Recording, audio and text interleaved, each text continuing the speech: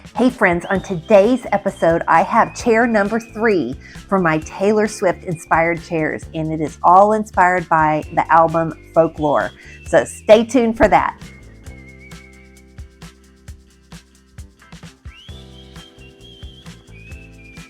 The Folklore inspired chair started with this Fobo vintage chair that was really popular back in the 1950s and 60s. And I knew it had to have a floral fabric. So I found this amazing embroidered floral fabric that was sheer. And I decided this is the perfect thing for the folklore chair. In fact, I think Taylor Swift has a dress that is made either out of this fabric or something very similar. So I started by putting it in so it shows on the back side. And then I layered some pale pink velvet on top of it so that it would show.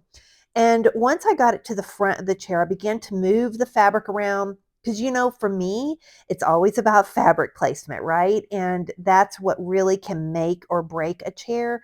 And so I tried out many different scenes. I knew the backside was going to be a lot more colorful, and you'll see a lot more of that here in a minute. But I started thinking maybe the front should be more simple. And so that's when I decided it's going to be a little bit different on the front than it is on the back, even though it's all the same fabric. I went with something that was more vines with a very few amount of flowers on it compared to what the back side has, which is a lot of flowers.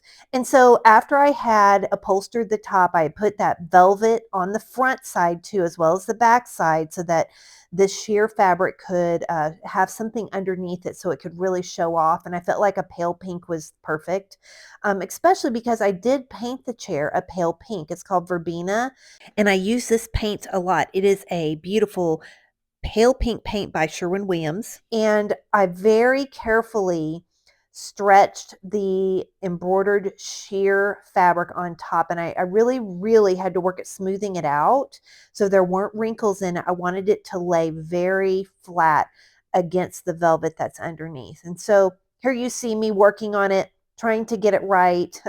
And it took a little bit of time. I had to go really slow on this part just to make sure that there were no wrinkles in it. But it really did, it was really worth it because what I ended up with was just an absolutely beautiful front side, more simplistic and simple.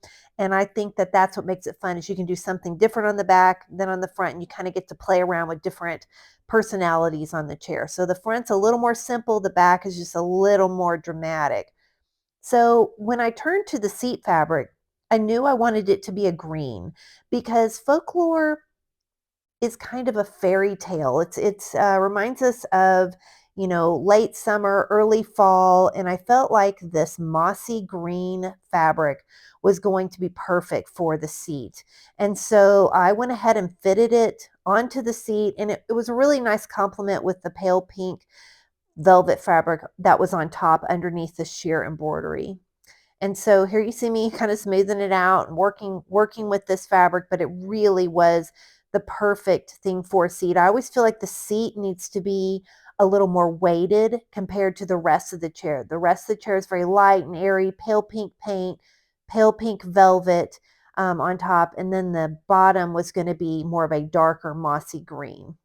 And here you see me kind of turning it around. You're going to see how busy this backside is.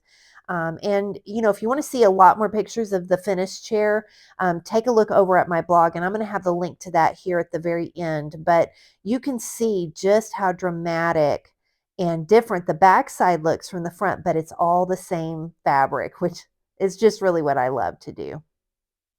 And so this is very typical of how I work. I put a couple of temporary staples in the front to hold the fabric, and then I began pulling through to the back to make it really smooth.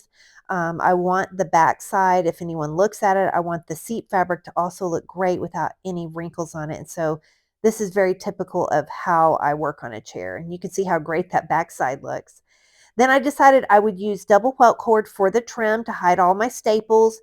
And so, as usual, I just use a very little bit of hot glue to glue on this trim, and I take care of any little threads that are hanging down below with my metal regulator. This is my favorite tool if you've ever heard me talk about it. And here is the finished product. I mean, it's a pale pink chair with a beautiful sheer embroidery on top. I even took some embroidery down the leg. And on the back side, you're going to see a little bit of a surprise. I used some moss, including a moss mat and some free moss to create more of an earthy scene. And you can see this. Isn't this fabulous? So the front of the chair is more simplistic, except for down the leg, which I actually cut out some of the embroidery from the fabric. And the back side, I applied some of this moss to give it that earthy feel.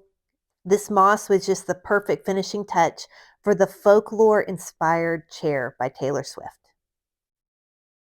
You're going to want to get my download of how to make your own Taylor Swift folklore inspired chair. I have it linked down below. It's all free.